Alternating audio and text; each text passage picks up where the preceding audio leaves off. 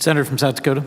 Mr. President, I rise today to discuss some of the amendments that I've offered to the 2013 Farm Bill. And first of all, let me start by thanking the chairwoman and the ranking member for their leadership in listening to the voices of the members of the Agriculture Committee when it comes to reauthorizing the Farm Bill, which is set to expire at the end of September. And we haven't been able to agree on all aspects of the Farm Bill. Our chairwoman and ranking member, however, should be recognized for their tireless work in getting a Farm Bill done this year. One way or the other, we do need to move this process forward. We came close last year when the Senate passed a Farm Bill, but we were unable to get the House to move it. And I'm hoping this year we can complete that process and get a bill that's actually able to put on the President's desk and be able to give the producers around this country the certainty that they need when it comes to planting and to make decisions about the future of their farming operations. Mr. President, while this bill is commonly called a Farm Bill, majority of the spending in this bill is not for agricultural producers. The nutrition title of this bill, which is primarily food stamps or what we refer to as SNAP, or Supplemental Nutrition Assistance Program, accounts for 77% of the spending in the Farm Bill programs over the next 10 years. Let me repeat that. 77% of all spending in this Farm Bill doesn't have anything to do with production agriculture, but is in what we refer to as the nutrition title of the Farm Bill. It's important that we subject all areas of federal spending close examination, and that includes the nutrition title of the Farm Bill. It shouldn't be any exception. I've recently introduced legislation that would reform several components of the nutrition title and save more than $30 billion from the $760 billion nutrition title, and that's a 10-year number. These common sense reforms to SNAP generate significant savings without altering benefits to needy families. The SNAP program is exceedingly complex, and we should be vigilant to ensure that taxpayers' money is indeed going to help lift those in need out of poverty, instead of going to ineffective programs that are mired in bureaucracy. I've offered several parts of this reform package as amendments to the Farm Bill currently on the floor. My Amendment 991, which I hope to have an opportunity to get voted on after we return following next week, reforms the Nutrition, Education, and Obesity Prevention Grant Program. While well-intended, the current structure of this program funnels 52% of the funding to only 4 states. This is an inequitable use of funds that should be spent more equitably among program participants. My amendment restructures these grants so that the states can receive up to $5 per SNAP enrollee, indexed for inflation.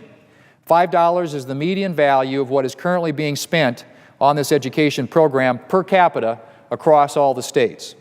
This amendment in no way limits the capacity of the states to leverage those federal dollars with their own funding to deliver more nutrition education services. By reforming these grants, all recipients of SNAP benefits will have more equal access, I should say, to nutrition education and obesity prevention resources that help them to make healthy choices when shopping on a budget. Mr. President, this amendment will save $2 billion. $2 billion over the next 10 years without impacting SNAP's benefits for those in need. Again, I want to stress this, that reforming this program does not affect the true mission of the SNAP program, which is providing food assistance to needy families. Nothing in this amendment changes eligibility requirements for SNAP benefits. Even after this nutrition education program is reformed, approximately $250 million a year will still be available to the states for these education programs. The priority of the SNAP program should be providing food assistance to needy families while they work to get back on their feet. Unfortunately, the Nutrition, Education, and Obesity Grant Program has become so partial to just a few large states that these states are expanding the use of these grants to fund lobbying campaigns instead of reaching out to educate SNAP families on making healthy choices while shopping on a budget.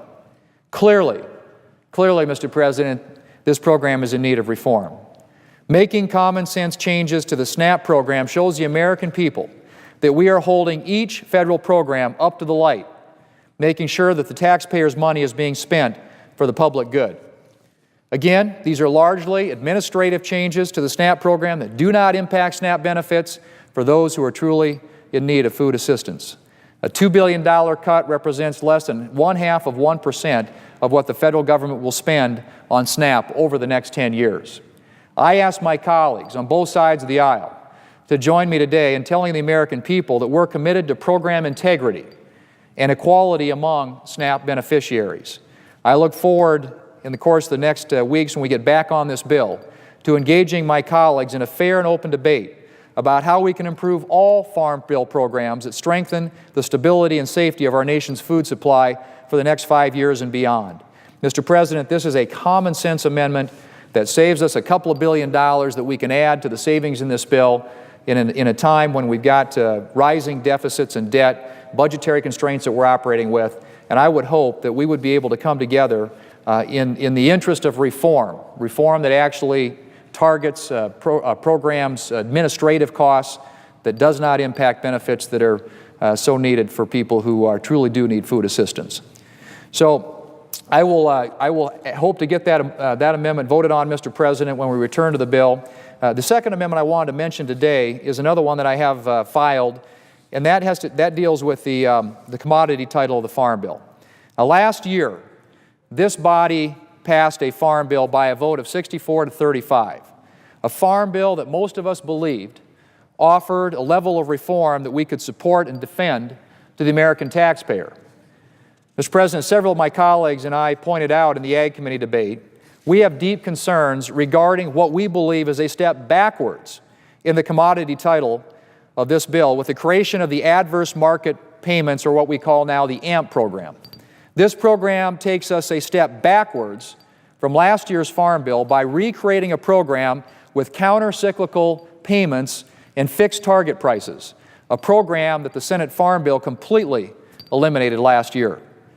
Mr. President, our concern is not our concerns are not crop-specific, but they're policy-specific. Most Ag Committee members were told by our producers that they don't need an additional commodity title program and that a sound crop insurance program is a much higher priority. My amendment, number 1092, is a response to the wishes of most of the farmers in the United States.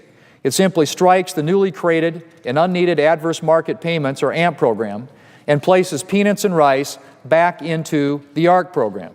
To put it simply, this amendment restores the reform-minded, market-oriented commodity title included in the Farm Bill that we passed in the Senate last year. Mr. President, this amendment also saves taxpayers more than $3 billion relative to the bill that is on the floor today. High target prices are an outdated concept from past farm bills. They distort planning decisions, they raise trade compliance issues, and they're not an effective use of limited taxpayer dollars. Now, while I appreciate the work that our chairwoman and ranking member have put into this Farm Bill, I believe the inclusion of target prices is a step backward from a market-oriented farm policy that is anchored by a strong crop insurance program. I urge my colleagues, Mr. President, again, to support this amendment that recaptures the level of reform that we achieved in last year's Farm Bill and at the same time saves more than $3 billion over the bill that is on the floor today. And so, Mr. President, both of these amendments have been filed. I hope that as the debate moves forward, we can get these amendments up and voted on. If we're really serious about moving farm policy in this country in a direction of reform, a farm policy that is market-oriented, a farm policy that's about the future and not the past, then this commodity title amendment makes all the sense in the world, and again, saves $3 billion over the bill that's on the floor today. And I would simply say, with regard to the nutrition title amendment, that too, Mr. President, saves a couple of $2 billion, makes reforms that I think create greater efficiency in the food stamp program, and help address what I think is a very serious need that we all need to be aware and conscious of in this particular time that we're in, and that is the out-of-control spending, the out-of-control debt that we're passing on to our children and our grandchildren and future generations. Passing a farm bill that achieves the highest level possible of additional savings, to me, seems to be a very high priority, and both of these amendments address that particular objectives. So, Mr. President, I look forward to getting these amendments hopefully voted on when we return, and with that, I yield the floor, and I would suggest the absence of a quorum.